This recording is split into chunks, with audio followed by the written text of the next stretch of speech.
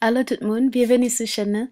Vidéo ça, m'a seulement montré nous un petit clip que dans vos deux pas me faire pendant que Haïti là, il était bien passé.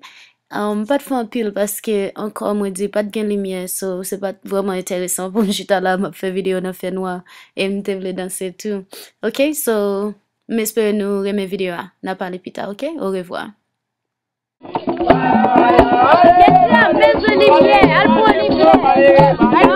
Pour montrer mieux.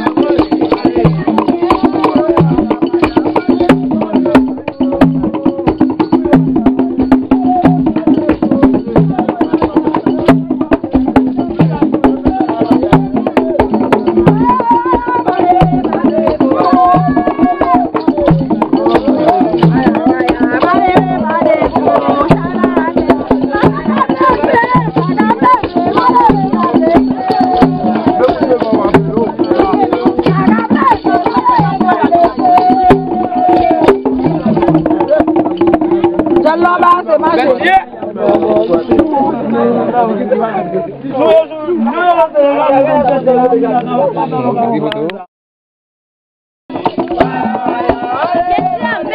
que